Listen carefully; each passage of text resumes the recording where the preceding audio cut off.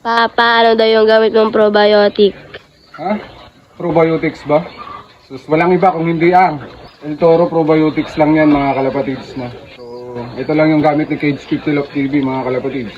Walang iba kundi ang El Toro Probiotics mga kalapatids na. Paano nga ba natin ititimpla to, no? So, kukuha lang tayo ng lagayan ng tubig mga kalapatids. So, meron na tayo dito. So, konti na lang, no? So, pinakita lang natin tong ano, puno. Pero ito na yung nagamit natin mga kalapatids sa isang buwan natin paggagamit, no? So, paano nga ba magtimpla sa tubigan natin o sa painuman nila mga kalapatids ng El Toro Probiotics? Walang palagay dito mga kalapatids ay siyempre bago natin ibigay sa mga ibon natin, kailangan natin i-shake, no? Then pagkatapos nun, 2 kutsara sa 1 litrong tubig mga kalapatids. Pero sa akin, no? So dahil ganito na lang kakunti ito mga kalapatids. So kasya na siya sa sobra kalahati. Na? Dito sa lagayan natin. So ilalagay na natin to mga kalapatids lahat. So ganito lang. Yun.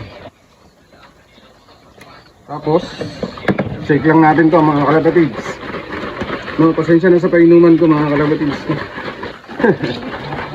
Malinis naman yan. Yung labas lang. No? So, eto mga kalapatids.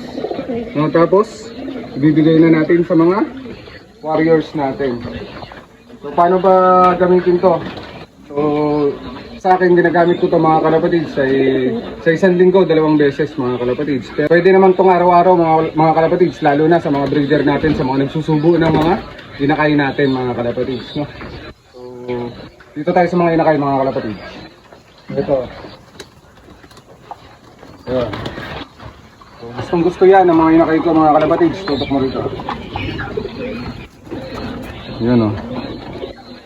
Gustong gusto yan ng mga bagong ano natin, mga bagong walay mga kalapatids. Ating mga inakay. Yan. Maraming salamat sa nagtanong mga kalapatids, no? At hanggang dito na lang. Cage 50 Love TV nga pala. Bye.